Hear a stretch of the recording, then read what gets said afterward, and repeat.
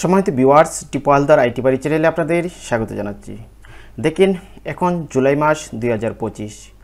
গত অর্থ বছরের জিপি ফান্ডের যে টাকা, যে সুদ, তা আপনারা দেখার জন্য প্রতি বছর যারা সরকারি চাকরিজীবী আছে, আপনারা উপজেলা হিসাবরক্ষণ অফিস কিংবা জেলা হিসাবরক্ষণ অফিসে যোগাযোগ করেন। কিন্তু এই জিপি ফান্ডের হিসাব অর্থাৎ ভবিষ্যৎ তহবিলের হিসাব আপনি দেখতে পারেন ঘরে বসে আপনার মোবাইলে। আর এই বছর এই জিপি ফান্ডের হিসাবটি অত্যাধুনিক করে সাজানো হয়েছে। তাহলে আর দেরি নয়, চলেন এক এক করে আমরা দেখে আসি কিভাবে আমরা জিপি ফান্ডের সমস্ত তথ্য এবং অ্যাকাউন্ট স্লিপ আমরা দেখতে পারি। তার জন্য প্রত্যেকেই আপনাদের মোবাইল বা ল্যাপটপে ডাটা কানেকশন দেওয়ার পর আপনারা এই গুগল ক্রোম ব্রাউজারটি ওপেন করবেন। তারপরে যে সার্চ বার আছে, জাস্ট আমরা এখানে টাইপ করব সিআইএফও।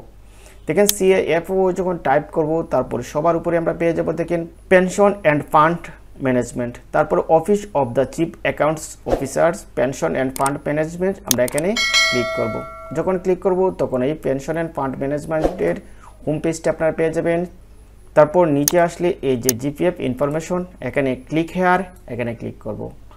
এখন এখানে আপনাদের অনলাইনে অর্থাৎ আপনাদের পে ফিক্সেশনে যে এনআইডি নাম্বার দেওয়া আছে সেই এনআইডি নাম্বারটা এখানে টাইপ করবেন। আর এখানে আপনার মোবাইল নাম্বারটা, অবশ্যই এনআইডি নাম্বারটা আপনার যাদের 13 ডিজিট তারা জন্মসাল যুক্ত করে 17 ডিজিট দিবেন। এবং আপনার ফোন নাম্বারটি অবশ্যই অ্যাক্টিভ ফোন নাম্বার, যেটা আপনার পে ফিক্সেশনে দেওয়া আছে সেই ফোন নাম্বারটি টাইপ করবেন, কারণ এই ফোন নাম্বারেই আপনার একটি ভেরিফিকেশন কোড যাবে। সমস্ত তথ্য দিয়ে এই যে সাবমিট আছে আপনারা এখানে ক্লিক করবেন। আমি আমার তথ্য দিয়ে এখানে সাবমিট করছি। আমার এনআইডি নাম্বার এবং ফোন নাম্বার টাইপ করা হয়ে গেল। তারপর সাবমিট আছে, এই সাবমিটে ক্লিক করব। দেখেন, please enter OTP that has been sent to your registered mobile phone number. এই ফোনে চলে গেছে, এসএমএসটাও চলে আসলো।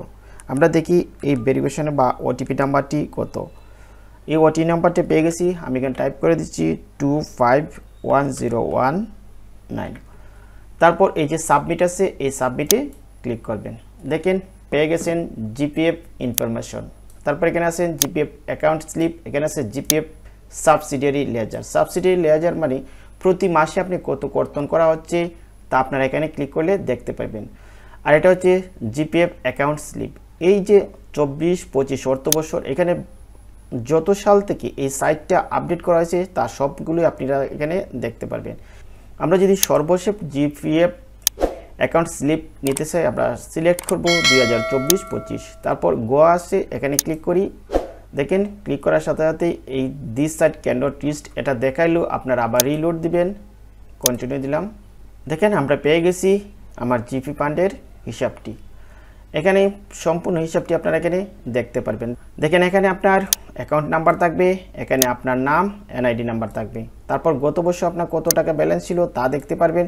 তারপর এই বছর আপনি কত টাকা কর্তন করেছেন তা দেখতে পারবেন। কোনো রিফান্ড থাকলে তাও দেখতে পারবেন। আপনি এই বছর কত টাকা জমা দিয়েছেন এখানে আপনারা দেখতে পারবেন। অবশ্যই এক মাসের টাকা কম থাকলে কমও দেখাবে। আর যদি প্রত্যেকটি মাসে সমান টাকা জমা দিয়ে থাকেন তাহলে 12 মাসে হিসাব করলেই বের হয়ে যাবে। এখানে হচ্ছে প্রফিট অফ দ্য ইয়ার, অর্থাৎ এই বছরে আপনি কত টাকা মুনাফা পেয়েছেন।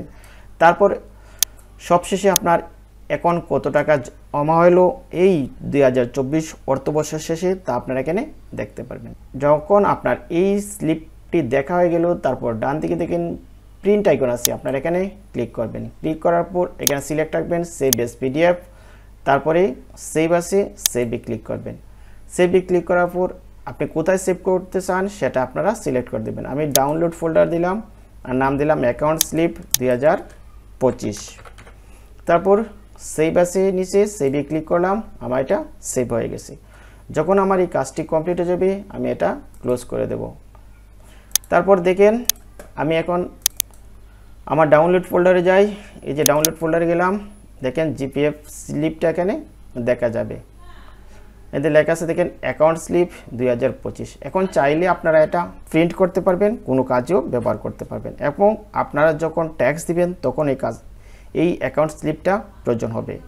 আবার যদি এই অ্যাকাউন্ট স্লিপে আপনার কোথাও যদি কোনো ভুল হয় বা আপনার যদি টাকা হিসাবে গরমিল হয়, তাহলে অবশ্যই আপনারা উপজেলা হিসাবরক্ষণ অফিস অথবা জেলা হিসাবরক্ষণ অফিস, যে অফিস থেকে আপনার বেতন অনুমোদন করা হয় সেই অফিসে যোগাযোগ করে সংশোধন করে নেবেন। তাহলে প্রিয় ভিউয়ার্স, আজকের ভিডিওটি এই পর্যন্তই। তারপরে যদি আপনাদের কোনো প্রশ্ন থাকে অবশ্যই আমার কমেন্ট বক্সে জানাবেন, আর আমার চ্যানেলটি সাবস্ক্রাইব করে আমার সাথে থাকবেন। ধন্যবাদ সবাইকে, দেখা হবে নেক্সট ভিডিওতে।